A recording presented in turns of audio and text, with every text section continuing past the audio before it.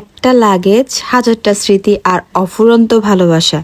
ধন্যবাদ তোমাকে নন্দিনী এত সুন্দর সুন্দর উপহার আনার জন্য। আমার মেয়ের জন্য মাইনা মানে নাইমা, ওকে আদর করে আমার মেয়ে মাইনা ডাকে। তো ওর জন্য এই যে সুন্দর সুন্দর কিছু ক্লিপ এনেছে, আর এই যে মাথার ব্যান্ড, ক্লিপ, এগুলো এনেছে।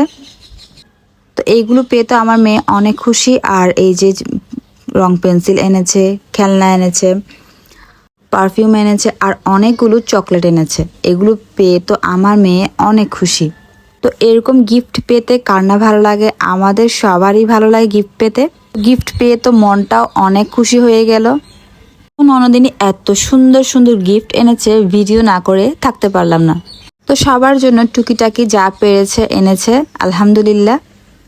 একসাথে এভাবে গিফট দেখার আনন্দটাই অন্যরকম। ঘরের সবাই একসাথে বসে যার যার গিফট খুলে খুলে দেখছে। তো যাই হোক, গিফট টিফট দেখা শেষ। আমার তো অনেক কাজ, রান্নাঘরে যেতে হবে। তো রান্নাঘরে মিষ্টি কুমড়া রান্না করলাম। এরপরে রান্না করেছি তিতা করলা ভাজি। তিতা করলাটা আমি কিভাবে রান্না করেছি নিশ্চয়ই দেখতে পেরেছেন। আমি সবসময় এভাবে তিতা করলা রান্না করি, আর আমার কাছে এইভাবে তিতা করলা রান্না করতে অনেক ভালো লাগে। এরপর রান্না করেছি কচুর মাথি। এটা যে অসম্ভব মজা হয়েছে কি বলবো আর। কচুর মাথিগুলো আমি আগে থেকে সিদ্ধ করে নিয়েছিলাম হলুদ দিয়ে। এরপর চিংড়ি মাছ দিয়ে ভালো করে কষিয়ে নিয়েছি, চিংড়ি মাছও দিয়েছি, এরপর শুটকিও দিয়েছি। তো ভালো করে সবগুলো একসাথে মিক্স করে নিলাম। এবার পরিমাণ মতন গরম পানি দিয়ে দিব। আর আমি সব রান্নাতে একটু গরম পানি ব্যবহার করতে পছন্দ করি। আর এই যে দিয়ে দিচ্ছি কিছু শুটকি। আর শুটকিটা আমি সবসময় শেষের দিকেই দিই, কারণ শুটকি অনেক সময় ভেঙে যায়। তো যাই হোক, এবার ভালো করে নেড়ে চেড়ে ঢাকনা দিয়ে দিলাম। এবার রান্না করছি দেশি মুরগি। তো আমার 3টা ননদ আর একটা যা, আমরা সবাই যখন একসাথে হই তখন হাসাহাসি আর থামে না।